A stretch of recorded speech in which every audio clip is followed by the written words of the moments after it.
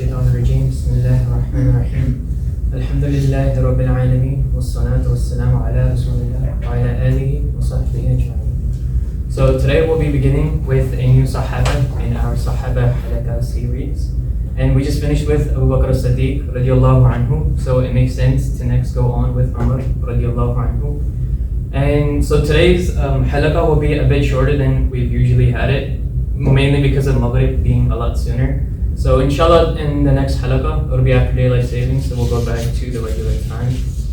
And just like Abu Bakr radiallahu anhu, I want to start off by talking about the lineage, the personality, the traits, the early life pre-Islam of Umar radiallahu anhu. So his full name is Umar ibn Al-Khattab ibn Nufayl ibn Abdul Uzza ibn Riya ibn Qart ibn Raza ibn Ali ibn Ka'ab ibn Lu'ay. And so this, I stop here because this is where he meets with the Prophet sallallahu alaihi wasallam. And just like I did with the halaqah I did before, I want to go over again the lineage of the Prophet sallallahu alaihi wasallam because it is something that we should keep in mind. So I'll start it off. It is Muhammad ibn Abdullah ibn Abdul Muttalib ibn Hashim ibn Abd Manaf ibn Qusay ibn Kilab ibn Murrah ibn Ka'ab ibn Lu'ay. And so this is where he joins up with Umar radiallahu anhu. And Umar, amongst the four khulafa, he is the most distant in relation to the Prophet sallallahu alaihi wasallam. And his father is Al-Khattab. We'll be going into the lineage a bit more. His father is Al-Khattab, and whose father is ibn Nufayl ibn Abdul Uzza. And so he is the son of Nufayl. This is Al-Khattab. And ibn Nufayl ibn Abdul Uzza, he had another son. And this other son was Amr ibn Nufayl. And this would be the brother of Al-Khattab. And now Amr ibn Nufayl had another son. He passed away at a relatively young age. But he had another son also who was called Zayd. So whose full name is Zayd ibn Amr ibn Nufayl, who would be the direct cousin of Umar. And has anyone heard of this name before? Zayd ibn Amr ibn Nufayl. So Zayd ibn Amr ibn Nufayl, his name came up in the story of Abu Bakr radiallahu anhu. He is the one whom was a Hanif, meaning he believed in a monotheistic religion before Islam had come to the Prophet sallallahu alaihi wasallam. And he passed away before Nubuwwah had come down. And the Prophet sallallahu alaihi wasallam said about him that he will be resurrected as his own ummah on the day of judgment. So this is Zayd ibn Amr ibn Nufayl, and he was a direct cousin of Umar ibn Al-Khattab radiallahu anhu. And so we move on with the character, with the traits of Umar. It is said that he was a tall man, and he used to tower over other people, as some narrations state. And an approximation of his height is that he was almost 7 feet tall. And we get this narration because we know a story that whenever he would ride on a horse, his feet would be touching the ground, which shows how tall Umar radiallahu anhu was. And he was also fair-skinned, and also he was a muscular person. So this is how the Sahaba radiallahu anhum described him. And so he was born 13 years after the year of the elephant, Am al-Fil. And who else was born in the year of the elephant? Who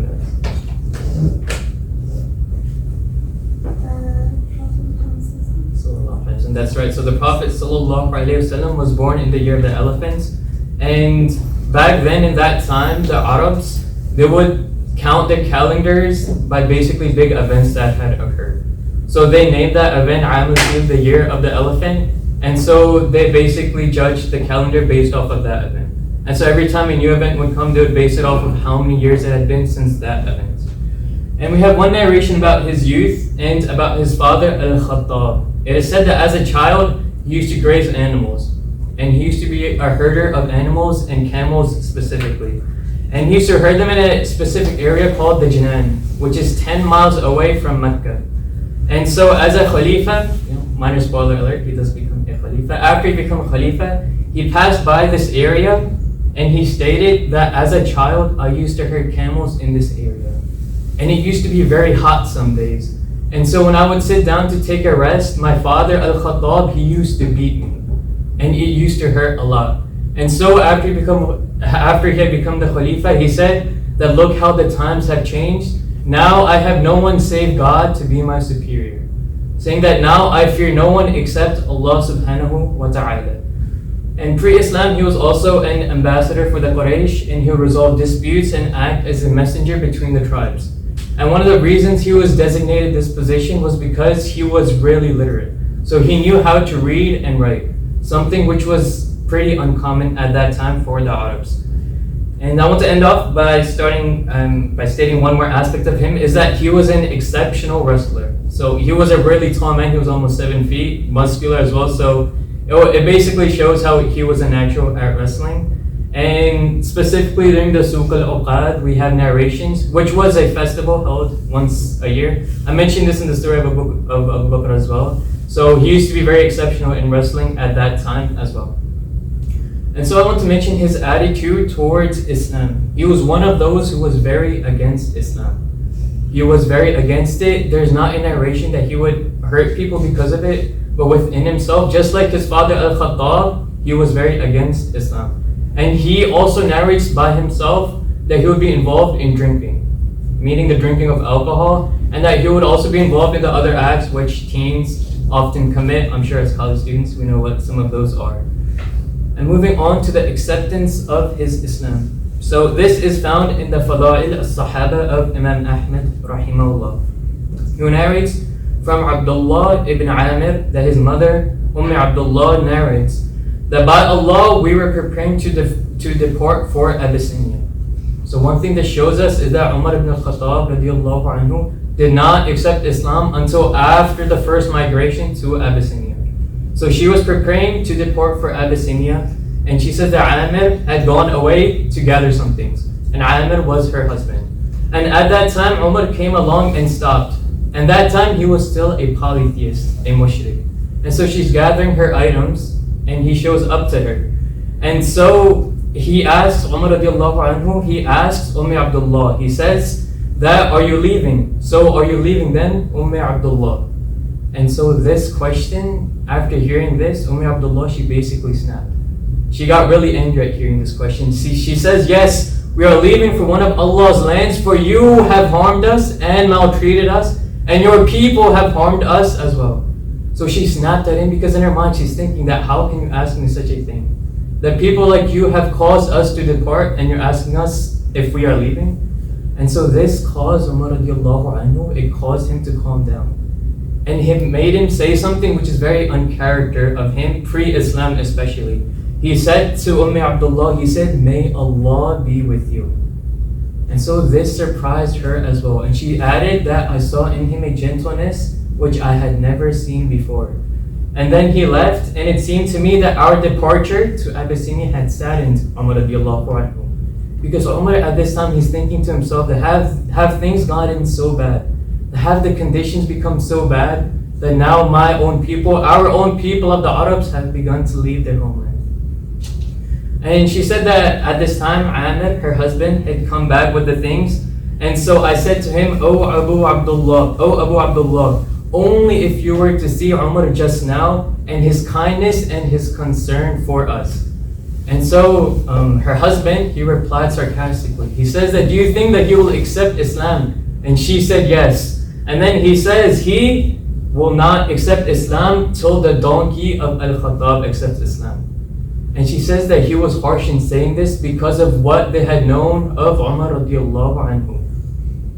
And so now we get to his actual conversion, which is narrated in Ibn Ishaq. It is narrated that one day Abu Jahl was berating the Prophet sallallahu alaihi wasallam, that he was going off on him, he was talking bad about him, saying really bad things, and the people surrounding them at that time, they were listening in, and they heard this as well, that he was just berating the Prophet sallallahu alaihi wasallam.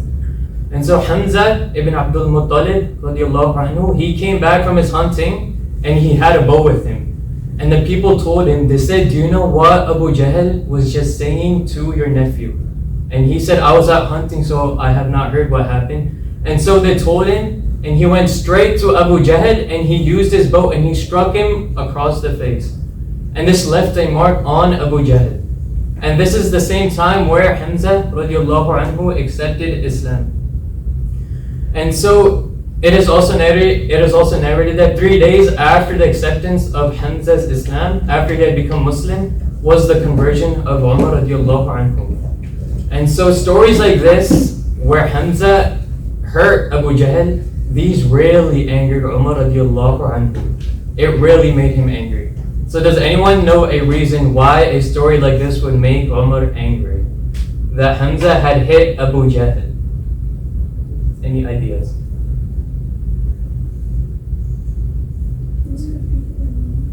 So why would such a story that Hamza hitting Abu Jahl, why would this make Umar angry? This incident specifically. So it is narrated that Umar radiallahu anhu, his mom was Hantama bint Hisham ibn al-Mughira. And the name of Abu Jahl is Amr ibn Hisham ibn al-Mughira. So Hantama and Abu Jahl are full direct brother and sister. Meaning that Abu Jahl is the direct uncle of Umar radiallahu anhu from the mother's side. And so when he's seeing his own family being hurt by something which is caused by this religion, this really angered him. And so one day he said that I will take care of Muhammad sallallahu alayhi wasallam. And so he went to his house and he took his sword and it was sheathed, and he walked outside of his house, as the narration state, with a menacing look in his eyes. So he's carrying a sword. You can imagine a 7-foot, really muscular man. And at this time, it's not really common to be carrying your sword around in Mecca. So people could tell that there was something up, that something was about to go down. And so Abu Nu'aym, or Nu'aym radiallahu anhu, Nu'aym ibn Abdullah, he stopped Umar radiallahu anhu. And he asked what Umar was up to. And so Umar replied that right now I will be taking care of this person Muhammad sallallahu alayhi wasallam. And so Nu'aym, look at his cleverness. So he said to Umar, he said, if this is what you are doing, then why don't you take a look at your own household? Because don't you know your sister Fatima as well as your brother-in-law have accepted Islam? And so his cleverness in doing this is that because he knows for a fact that Umar radiallahu anhu would not kill his own sister. And so he's trying to divert his attention from the Prophet sallallahu alayhi wasallam. And so Umar asked him, like, is what you're saying true? Is it factual? And he replied, Nu'aym replied that yes, it is true. And so Umar radiallahu anhu, he redirected himself and went to the house of Fatima bint Al-Khattab, his sister. And so Fatima bint Al-Khattab, she was at her home at this moment. And she was with her husband. Does anyone know the name of her husband? It is Sa'id. So Sa'id ibn Zayd ibn Amr ibn Nufayl. So again, Zayd ibn Amr ibn Nufayl, the person who I mentioned before, this is his son, Sa'id ibn Zayd. And he is also one of the 10 Ashara Mubashara, the 10 promised paradise. And so she was with him, her husband, as well as a third person who was teaching them the Quran. Does anyone know the name of this person?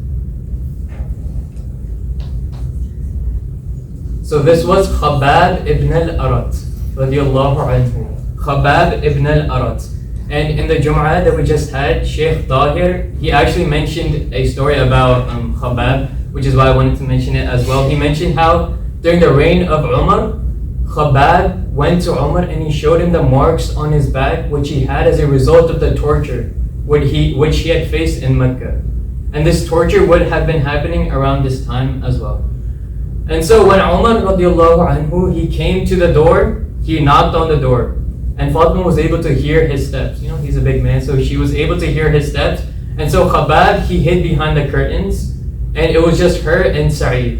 And so Fatima bint Al-Khattab radiallahu anha, she hid the leaf upon which they were studying the Quran.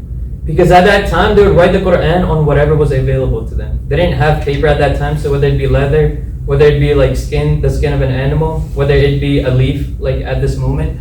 So she hid this leaflet, and so when Umar came, she greeted him with a smile, acting like nothing was wrong. And so Umar asked her, he's like, what were you just doing just now? And she said that we were just doing nothing, we were just sitting. And so Umar radiallahu anhu, not yet a Sahaba, he struck her across the face. He struck her, and this caused her to bleed. And after this, Fatima radiallahu anha, she did not care anymore. She said, you may kill us if you like, but we will never waver in our faith. So she was steadfast in her religion. And so when Umar saw the blood on his sister's face and how she reacted, this caused him to calm down. This made him feel like, what did I just do? It made him calm down. And so after seeing this, he sat down and he asked Fatima, he said, bring me what you were reading from. Like, bring me this leaflet. And so Fatima bint Al-Khattab, she told Umar, she said that I won't give it to you until you wash your hands. And we get this because even nowadays, before we are allowed to touch a mushaf, we have to do wudu. So this is basically what she was telling Umar, that you are unclean, so wash your hands, then I will hand this to you. And so she handed the leaflet to him. And does anyone know the surah that was on the leaflet? It was the first, it was Surah Taha. So it was the first few verses of Surah Taha. And I'll recite the first few verses just so we get an understanding of what was being recited by Umar. Bismillah ar-Rahman ar-Rahim. Taha ma anzalna alayka al-Qur'ana litashqa illa tazkiratan liman yakhsha tanzilan من خلق الأرض والسماوات العلى الرحمن على العرش استوى له ما في السماوات وما بينهما وما تحت الثرى. It is Taha. We have not revealed the Quran to you, O Prophet, to cause you distress, but as a reminder for those in awe of Allah subhanahu wa ta'ala. It is a revelation from the one who created the earth and the high heavens, the most compassionate, who is established on the throne. To him belongs whatever is in the heavens and whatever is on the earth, and whatever is between them and whatever is below the earth. And after reading these first few verses, and in some narrations it is narrated that he read a bit more than this, he turned to his sister and brother-in-law Sa'id and he said, I came to you as an enemy of Islam, and I go from you as a friend of Islam. I had buckled my sword, this sword of mine, to slay the Prophet ﷺ, and now I go to him to pledge my allegiance to him. And after hearing this, Fatima and Sa'id, they cried out, Allahu Akbar. And so he went to the house of Al-Arqam ibn Abi Arqam. And so this was the house in which the Sahaba, they would congregate, and they would learn the Quran from the Prophet ﷺ in this house. And basically they would learn about the religion of Islam within this house. And so he knocked on the door of Al-Arqam, and there was a guard who inquired, who has come? And so Umar replied that it is I who has come, Umar ibn Al-Khattab. And upon hearing this, Hamza radiallahu anhu, he came to the door. And he was pretty much the strongest person at that time amongst the Muslims. So he came to the door and he said to the guard, he says that if he comes in peace, he will be welcome. But if he is bent on mischief, then we are enough to surround him and overtake him. Meaning there's enough of us gathered in this house that we would be able to overtake Umar ibn Al-Khattab radiallahu anhu. And so Umar, he entered into the house, and the Prophet ﷺ saw him. And he said to the people who surrounded him, he said, leave him and let him come forward. And when he came forward, the Prophet ﷺ said to him, that verily has not the time yet come for you, Umar, has not yet the time come for you to accept the truth. Don't you see what the truth is, the truth of Islam? And so Umar replied that verily the time has come for me to see the truth, and I accept that you are the messenger of Allah subhanahu wa ta'ala. And so he gave the shahada, and enjoyed the Muslims, they shouted Allahu Akbar, and the people around the house could hear them as well. And so Ibn Ishaq, rahimahullah, he mentions in his book that following this, he narrates by way of Abdullah ibn Umar, who was the son of Umar radiallahu anhu. He narrates that Umar went to the people of the Quraysh and he said, amongst the people of Mecca, who is the biggest gossip monger? Basically, who amongst the Quraysh spreads news the fastest? And we sometimes know someone in our lives as well who does this, that we'll tell them one thing and basically the whole city will know in the span of a few minutes. So basically, this is what Umar radiallahu anhu wants. And someone in Mecca, he told him that this person is Jamil ibn Ma'mar al-Jumahi.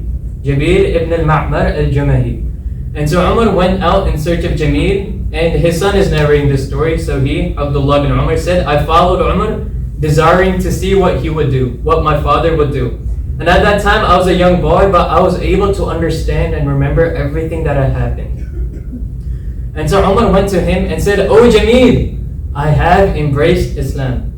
And then by Allah, Wallahi, again this is Abdullah bin Umar, he is narrating this. He said, Wallahi, Jamil had not even replied to Umar, except that he got up as quick as he could, gathering his cloak, while it was dragging along the ground, and he went straight to the Kaaba, not wasting a moment. He's like, I have this really juicy information. I have to get it out as soon as I can. So he ran to the Kaaba, and the people at that time, they were gathered around Masjid al-Haram. They were having one of their conferences, one of their talks. And so he said that, oh people of Quraysh, lo, indeed Umar ibn Al-Khattab has changed his religion. So he got the news out to everyone. And so Umar radiallahu anhu, who was following Jamil, he said, he has lied. Rather, the truth is that I have accepted Islam. And the people of Mecca, the people of Quraysh who were at the Kaaba at that time, they immediately surrounded Umar radiallahu anhu and they began to attack him. And it is narrated that Umar continued to fight the Quraysh. No, this isn't just one person he's fighting. This is a large number of the Quraysh. He continued to fight them until the sun was about to set above their heads. And it was finally at this time that Umar says that I became tired, so I simply sat down, no longer being able to fight. So he was fighting all of the Quraysh by himself all the way until the sun has set.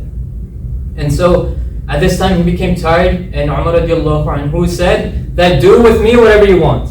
So he said this to the Quraysh, like, I'm done with you guys, do with me whatever you want. And at that moment, a man wearing a silk robe, which shows that he was nobility, he was a luxurious person, he approached the people of the Quraysh and he said, what's the matter with you? And the people replied to him, this person wearing a silk robe, they replied to him that the son of Al-Khattab, Umar, has just accepted Islam. And so this person who was wearing this cloak, he says, so what?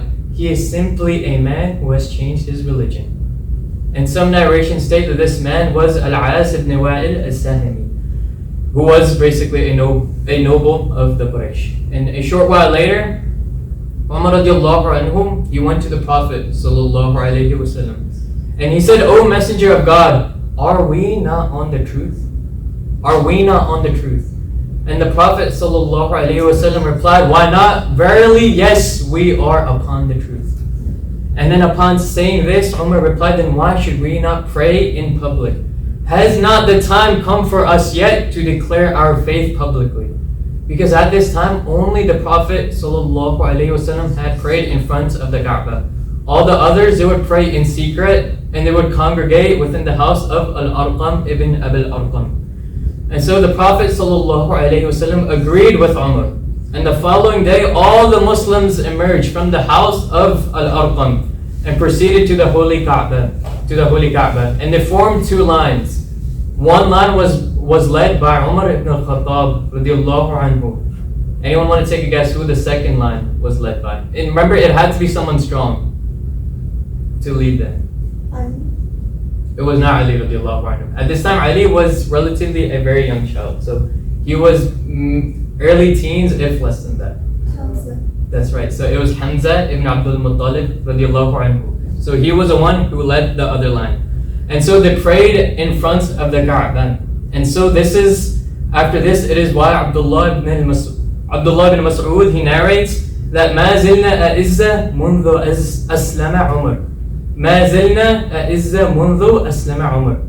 That we have been powerful since Umar embraced Islam.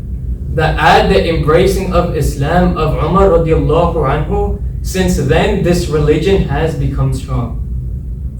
And according to Ibn Asakir from Ibn Abbas, that he was nicknamed Al-Faruq, meaning the distinguisher, the judge, at this instance because a distinction had been made at this time when the two lines came out and prayed in front of the Kaaba. So does anyone want to take a guess? What is this distinction that they're talking about? So the distinction is that Islam was being shown openly for the first time. And so the distinguishment that is being made here is that between goodness and evil, between truth and falsehood, between what is right and what is wrong. That Islam is being shown openly against what the mushrikeen were doing, polytheism. And so this is why Umar radiallahu anhu, he is called Al-Faruq, meaning the distinguisher. And so it is almost time for Maghrib. I'll end off with the migration to Medina.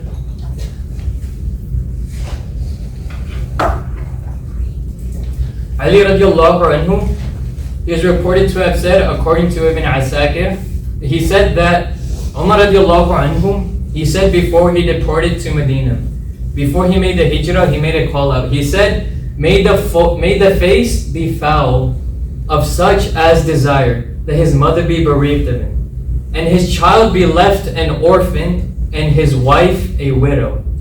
And if such a man exists, then let him meet me behind this valley.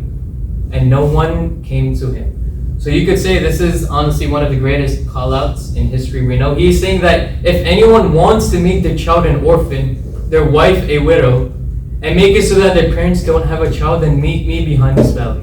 Meaning that I will for sure kill them. And so no one followed Umar. And Ali radiallahu anhu, he narrates that the only Sahaba who made his hijrah, he made it manifest, he proclaimed it, he told the people about it, was Umar radiallahu anhu. The rest of the people, they would leave in secrecy. And so I want to mention also the story of Ayyash ibn Abi Rabia radiallahu anhu. So Ayyash and Umar radiallahu anhum, they made this journey, they made this migration together. They made it together. And Abu Jahl, he caught up and told Ayyash that his mother had vowed that she would not comb her hair and not take shelter from the sun until he came back to her. And so Abu Jahl, he's trying to make Ayyash not leave. He's trying to make him come back to Mecca. And so Umar, he knew what Abu Jahl was up to. He told Ayyash that this is nothing but a trap. And Umar added that if your mom really is in such a predicament, like she's getting lice in her hair and that she's in the sun, then after some time she'll go back to being normal. She'll go back to going back into her home once things get bad enough. But Ayyash, after all, at the end of the day, this is his mother. So he's like, I know what you're saying, Umar, but I'll just go back for a bit. I'll just see the condition of my mom, and I also have some debts that I have to settle. And so Umar radiallahu anhu, he knew that this was a trap. So he said, Ayyash, don't worry about the debts. I have some money with me. I will give you half of my wealth. Just come with me to Medina. However, Ayyash radiallahu anhu, he persisted in his wish to go to Mecca alone. And so thereupon Umar radiallahu anhu said that if you must go, then take this camel of mine. This is a well-bred camel, and it is one of the fastest camels that I was able to find.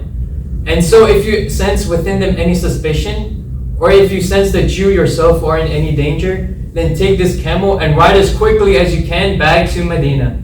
And so Ayyash took the camel, and so while he was riding with Abu Jahl, as well as Al-Harith, so there was another person by the name of Al-Harith who was along with them, Abu Jahl said that, oh Ayyash, won't you let me ride on the back of your camel? Because my camel is being difficult to ride on.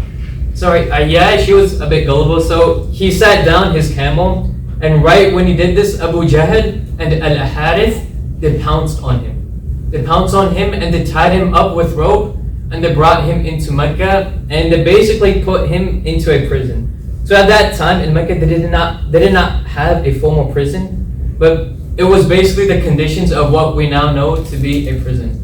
And so I mentioned the story because again, Sheikh Tahir, in the last Jum'ah we had, he mentioned the story of the Prophet sallallahu alaihi wasallam and how they prayed every single day for a whole month for the people in Mecca who he was not able to help because he was in Medina.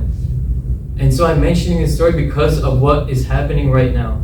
That the Prophet ﷺ, he made dua for the people in Mecca of Ayyash, of Abu Jandal, people like them who were kept in basically a prison. And he was not able to, at that time, he did not have the power to go to Mecca and help them. And so he made dua qunut, he made it for a whole entire month for these people. And so at the end of it, it was Al-Walid ibn Al-Walid radiallahu anhu who ended up riding to Mecca and saving these people. And Imam al-Nawawi rahimahullah, he says that Umar radiallahu anhu, he was one of those people, one of those few people, there weren't that many, who attended every single battle with the Prophet sallallahu alaihi wasallam. And I think this would be a great instant to pause on. Inshallah, next halaqah we'll finish up with the story of Umar ibn Al-Khattab radiallahu anhu. I don't want to delay Maghrib too long. So this is where we'll stop today. Subhanakallahumma wa bihamdika. Ashhadu an la ilaha illa anta. Astaghfiruka wa atubu ilayk.